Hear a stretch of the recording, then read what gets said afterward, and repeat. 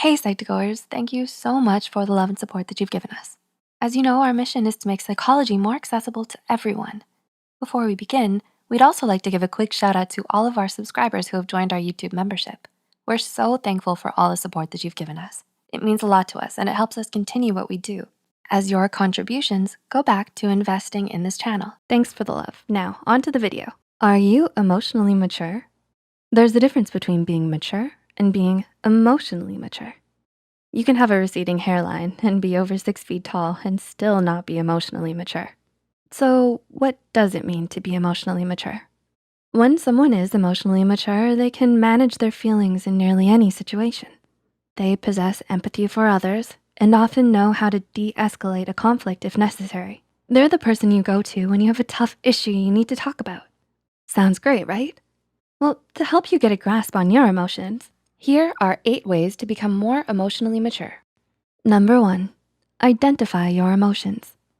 How can we get a grasp on our emotions if we don't first know what we're feeling? It might seem silly that you must identify your emotions, but before you get into a heated fight or start breaking down into a sob, do you know what led you there? Maybe a simple irritation over a comment someone made found its way deep into your thoughts, and you carried that anger with you for the rest of the day. If you first recognize what you're feeling, then you can start to understand why and resolve it for yourself. Try leaving a tally in a journal every time you feel angry or irritated, and for every time you feel sad or empty. Then ask yourself why you felt that way. Being aware and understanding why you feel these things can help you manage your emotions. So if you know you're getting irritated at your brother for eating the last donut, your donut, take a breath and recognize that you're simply irritated at a donut before you say something you'll regret. That irritation could turn into anger for the rest of the day if you don't first identify why you were even angry in the first place. Now recognize your anger and acknowledge it. Remind yourself that your feelings are valid, but you don't have to act on them. Number 2, take responsibility. Have you ever denied something just because you didn't want to admit you were wrong? Sometimes reality can be hard to face, but it's more mature to take responsibility for our actions instead of brushing them away. If we simply ignore that we were wrong during an argument or don't take action on things that are our responsibilities, we can never learn and grow from our mistakes. Being aware, holding yourself accountable, recognizing you were wrong, and learning from your mistakes shows that you're emotionally mature. Not only that, next time you're in the same situation, you won't make the same mistake twice. Number 3, find a role model. If you struggle with how quickly you react negatively in stressful situations, try looking towards someone you admire as a guide. What would they do? If someone you admire acts in an emotionally mature and positive way in tough situations, it's great to use them as a role model. Like Mother Teresa. What a role model. It's important to, of course, not lose track of who you are. You don't wanna become your role model and lose yourself. You just wanna learn how they handle situations so well. Maybe they have a great work ethic that you admire. Try it out. How do they handle negative feedback? Calm and smoothly? Worth a try. So next time you're in a tough situation, think, what would Mother Teresa do? Number 4, keep a thought diary. Do you suffer from negative thoughts? Are you constantly discouraging yourself? Do you point out your flaws every time you look in the mirror or complete a project? It's important to our mental health that we work towards having positive thoughts as opposed to negative ones. While we may think, oh, it's just one negative thought, no big deal, these negative comments we make to ourselves start to pile up. Soon, you're left with a harsh thinking pattern that will often take the lead when it comes to what you think. These thought processes are usually automatic and can become habitual. We don't wanna think of ourselves or others in a negative light, but negativity can find a way inside of our minds.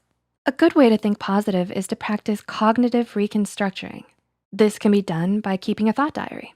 Write down what you feel every day. What were some thoughts that raced through your mind?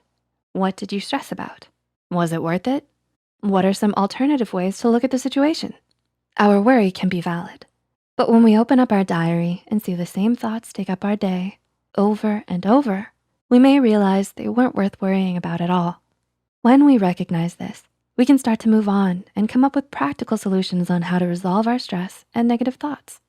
We can always counteract the negative thoughts by writing a positive one beside it as well. Number 5, Learn to be open-minded. Emotionally mature people understand they don't have all the answers. That's why it's best to open our minds to other perspectives besides simply our own. We may have a strong opinion on certain subjects, but it doesn't hurt to actively listen to another's opposing opinion instead of thinking about ways we can persuade them that they're wrong. It's best not to judge someone or something right away. If we learn to be open-minded, even with the little things, we give ourselves the chance to try something new. We can enjoy different films or literature we might not have thought was our taste, try a unique recipe, and most importantly, hear others out. We may learn something from listening to another's perspective, and we may realize we were wrong. We can still choose our opinions in the end, but this is after we've listened with an open mind to the other's beliefs or arguments. Even if we don't agree, we may understand them a little bit more, and that can be powerful. As our role model, Mother Teresa, has advised, if you judge people, you have no time to love them. Number 6, embrace reality. Do you often beat yourself up because of your circumstances and your flaws? Remember negative thoughts? Do they spend a lot of time dwelling on your reality instead of dwelling on your flaws or even suppressing them? Accept and embrace them. This is your life. Instead of ignoring your struggles, find a way to be at peace with them. If you can change it, work towards change. If you can't, embrace who you are, where you are, and work towards what will make you smile. Embracing this will not only give you clarity to move forward, but peace as well. Mother Teresa's wise tips on peace? Peace begins with a smile. Number 7, pause and be patient. Have you ever been in a heated argument and said something you didn't mean and later regretted it? This is likely because we act on impulse when upset. If we take a moment to pause and reflect, we can then begin to say what we really mean. Simply expressing how we feel and why can turn a situation around by not only making the other person understand you, but yourself as well. Choose to pause in a stressful or confusing situation to give yourself the option to consciously choose how you want to react. It will only lead you on the path to emotional maturity. And number 8, live in the present. Dwelling on the past can cause us sadness and regret. Dwelling on the future, don't even get me started on how stressful. So, while we can learn from our past and make choices for our future, we need to learn to live in the present. If we're present and make conscious decisions, we're less likely to react negatively or fall into old habits. Being present is powerful. It's the only moment we can act, choose, experience, and enjoy if we allow ourselves to. We can't change the past, and we can't jump to the future. So why waste the precious time we have dwelling upon them? Life is happening now, as we speak, in front of you.